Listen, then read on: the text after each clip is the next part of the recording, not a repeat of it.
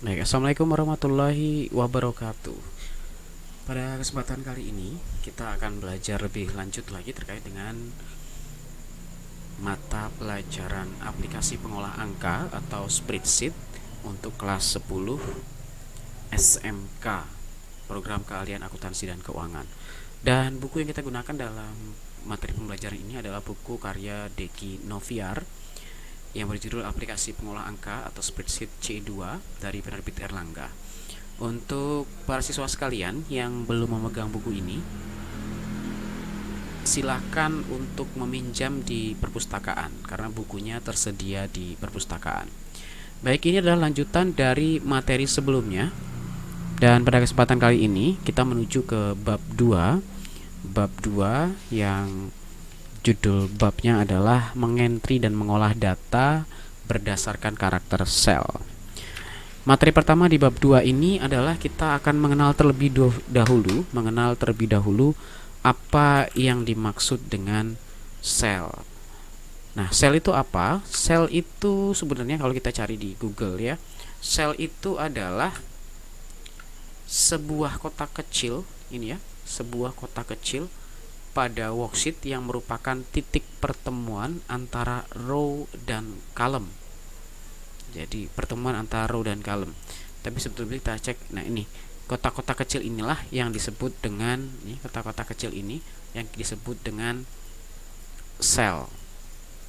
Nah, sel itu memiliki alamat karena sel ini adalah pertemuan antara kolom. Kolom itu adalah ke kanan ini namanya kolom atau column dalam bahasa Inggris. Ke kanan ini namanya column, sedangkan ke bawah namanya row atau baris.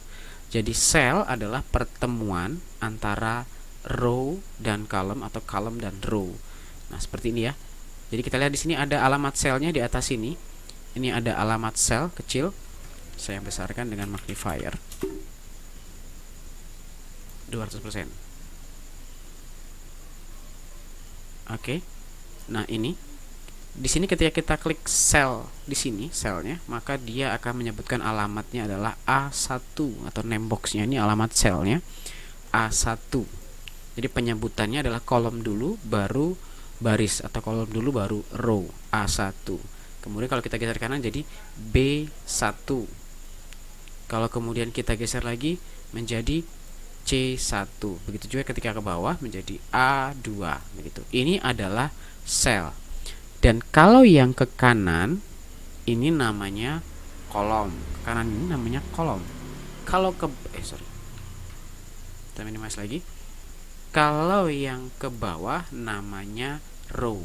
Ke kanan adalah kolom, ke bawah adalah row. Oke. Begitu ya. Berikutnya adalah kalau sudah mengenal sel, maka berikutnya kita akan mengenal yang namanya range atau rentang. Rentang itu apa? Rentang itu adalah sekumpulan sel. Ya, sekumpulan sel. Jadi lebih dari satu sel. Contoh misalkan ketika saya blok dari sini, kita zoom ya.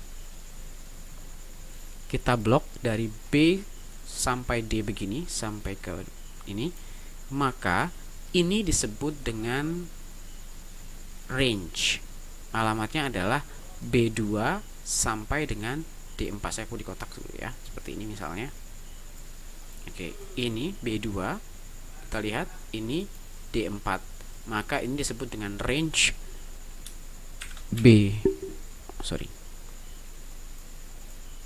disebut dengan range B2 D4. Nah, ini dia. Ini yang disebut dengan range. Jadi kalau sel itu satu kotak saja seperti ini disebut sebagai sel ya.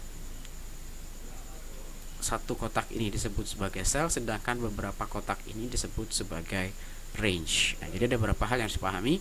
Satu, saya ulang kembali, satu sel itu adalah kotak kecil begini. Kedua ada row dan column. Ada column dan row. Column itu ke kanan, row itu ke bawah. Dan yang ketiga ada range. Ini adalah range. Jadi beberapa sel yang di blok atau yang kita select, ini adalah range. Kemudian di sini ada name box atau alamat selnya. Ini name box, bukan name box ya, tapi name box gitu ya. Kita kalau kita sebentar. Nah, kalau kita tahan begini namanya akan keluar name box. Kalau ini kita gini namanya formula bar. Begitu ya. Nah, itu untuk dasar yang pertama. Untuk dasar yang pertama yaitu kita mengenal yang namanya cell, kemudian kita mengenal yang namanya range, lalu berikutnya kita mengenal yang namanya column, yang berikutnya kita mengenal yang namanya row, serta yang terakhir adalah name box. Nah, name box itu ada di halaman 17. Ada di halaman 17.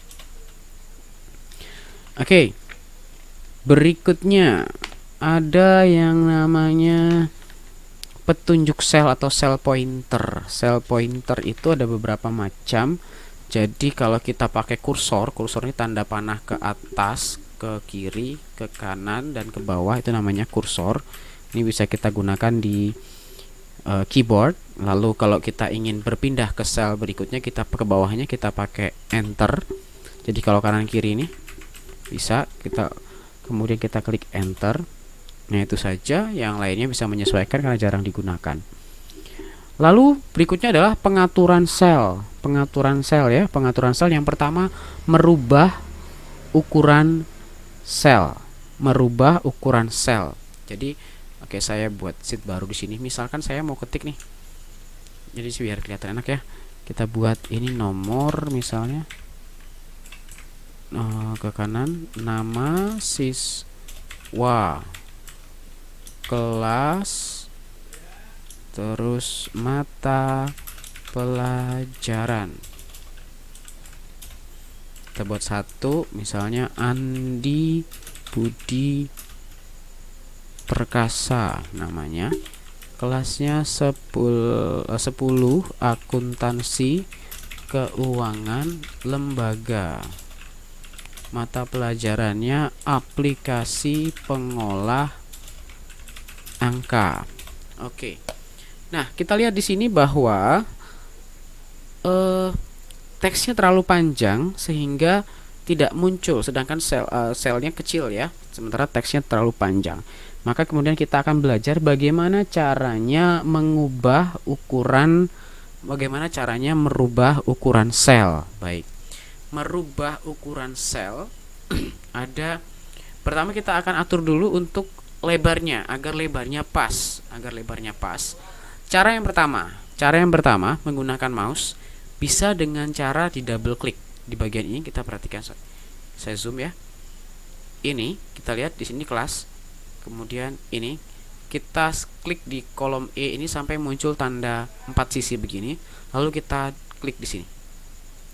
Maka otomatis lebarnya menyesuaikan dengan lebar kolomnya, akan menyesuaikan dengan lebar selnya. Begitu ya, ulangi sekali lagi. Kita klik di F misalnya, lalu kita klik di sini. Nah, dia akan mengikuti lebar atau lebar dari kalimat atau kata yang dalamnya, sehingga lebar kolomnya akan menyesuaikan dari kata yang ada di dalamnya. Nah, itu cara yang pertama untuk mengatur lebar kolom. Masalahnya yang terjadi adalah kalau dengan cara seperti ini lebar kolomnya menjadi tidak seragam. Kita lihat seperti ini ya. Lebar kolomnya menjadi tidak seragam. Jika kemudian siswa nomor 2-nya adalah misalnya namanya hanya Murni misal namanya. Begini ya. Nah, ini sebenarnya ini sama aja kelasnya, atau di sini misalnya kelasnya 10 perhotelan misalnya. Mata pelajarannya misalnya IPA. Nah, di sini kita lihat bahwa untuk perhotelan dan IPA, murni perhotelan dan IPA ini dia banyak tersisa space kosong di sini, sehingga agak mubazir atau agak tersia-sia gitu ya. Nah, mengatasi hal itu seperti apa? Nah, kita buat agar lebar kolomnya itu spesifik. Lebar kolomnya ini spesifik gitu ya. Ya, kita bisa atur biar semua kolomnya sama nanti ukurannya. Misalnya begini. kita blok di sini. Untuk ini kita nggak mau besar lebar-lebar banget, kita atur aja di sini. Kita klik kanan. Ini untuk lebar kolom ya, belum sampai ke belum sampai ke baris atau row-nya. Oke, misalnya ini. Misalnya untuk kolom nomor ini kita mau atur sedemikian rupa, klik kanan lalu pilih column width atau lebar kolom. Kita atur menjadi misalnya 5. Geser ya. 5. Oke. Nah, maka dia akan menyesuaikan ukurannya menjadi 5 gitu ya. Jadi bisa dispesifikkan. Ini saya kecilin lagi deh. Kok error? Magnifiernya error. Oh enggak. Oke. Jadi lebar kolom ini bisa dispesifikkan. Caranya klik kanan lalu pilih column width 5 misalnya. Sementara yang ini kita mau atur column width menjadi misalnya 15 saja. Oke, begini. Terus yang ini kita atur menjadi hanya 20 misalnya. Nah, ini kita set menjadi column width lagi ya, di sini ya. Column width menjadi 20 aja deh, 20 gitu. Nah, masalahnya gimana? Masalahnya ini Pak, ada yang kelebaran sehingga tertutup begitu. Nah, gimana caranya? Ini kan untuk mengatur lebar ke kanannya. Nah, sekarang kita atur ke bawahnya atau yang namanya ini row ya, mengatur row-nya. Caranya kita mengatur barisnya. Caranya gimana? Sama seperti tadi, pakai mouse. Kita atur yang ini nih. Klik kanan, row height. Row height. Jadi kalau column itu width, kalau row itu height. Kita atur menjadi misalnya 20. Nah, gini. Ya, atau kita blok semua menjadi row height-nya 20 agar menjadi lebarnya sama begitu. Atau biar lebih gampangnya saya kasih tabel deh ya. Nah, gini ya. Saya tabel begini. Nah, kita lihat di sini kan untuk yang kelas ini dia terlalu panjang sehingga tertutup. Ini juga terlalu panjang sehingga tertutup. Nah, caranya bagaimana? Kalau yang ini kita pakai yang namanya wrap text. Saya zoom lagi. Wrap text. Oke, ini dia wrap text-nya di home lalu wrap text. Home wrap text gitu ya. Oke, saya kecilin. Saya klik di sini. Kalau mau nyeting satu aja, tapi kalau mau nyeting banyak ya di blok sampai ke bawah, tapi satu aja ini. Lalu saya klik wrap text. Nah, begini dia. Nah, jadi teksnya itu bertumpuk ke atas. Nah, gimana caranya biar kelihatan? Kita atur lebarnya. Row height-nya standarnya 15, berarti kalau 2 baris kita buat menjadi 30. Nah, jadinya seperti itu. Ini kita wrap text juga. Oke, 2 baris. Nah, terus tapi Pak, yang ini kalau letaknya di bawah. Nah, inilah fungsi dari menu home. Di sini pengaturannya teks semua ya. Pengaturan teks kita letakkan di atas begini. Nih ya, ada di atas begini, atau mau diletakkan di center semuanya, blok saja center gini ya. Nah, begini bisa juga. Silahkan diatur sedemikian rupa. Tapi intinya adalah kita mengatur yang namanya row height ya. Jadi untuk mengatur lebar column dan lebar column ini namanya column width ya, column width di sini. Lalu yang ke bawah namanya row height atau tinggi barisnya gitu ya, tingginya.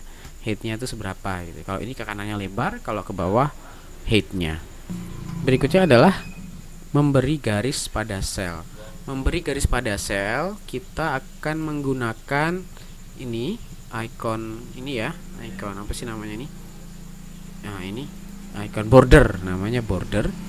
Border itu ada bottom border itu garis ke bawah, top border itu garis ke atas, left border itu sebelah kiri, right border itu sebelah kanan, no border untuk menghapus bordernya, all border itu untuk memberikan ke semua sisi itu pakai border, outside border itu hanya kotak bagian luar. Lalu ada tick outside border, ini adalah memberikan border dengan yang gaya lebih tebal. Ada bottom double border, ini untuk memberikan garis bawah double ya. Lalu tick bottom border, ini garis bawah tebal. Top and bottom border, ini atas bawah tebal. Lalu top and tick bottom border, ini top.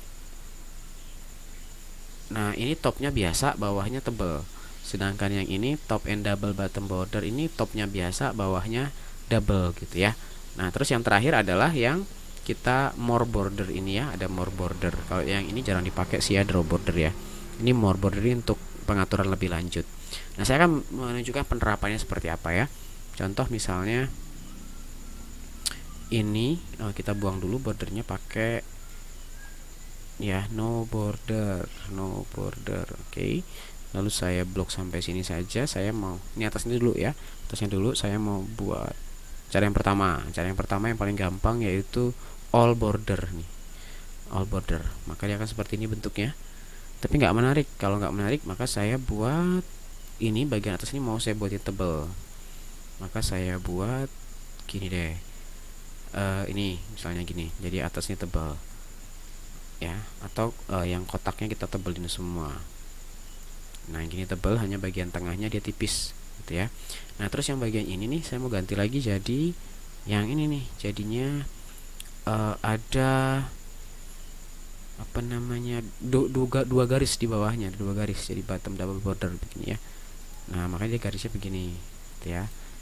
Oke, terus kalau misalnya saya mau tambahin kiri aja tapi tebal, gimana Pak? Tambahin kiri tebal, maka saya, nah yang kiri tebal nggak ada, kita pakai yang ini sekarang, more border.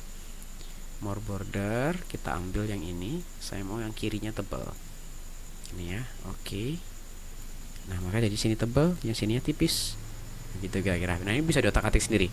Silahkan dibuat sedemikian rupa. Yang penting bisa ngatur lebar kolom sama tinggi barisnya.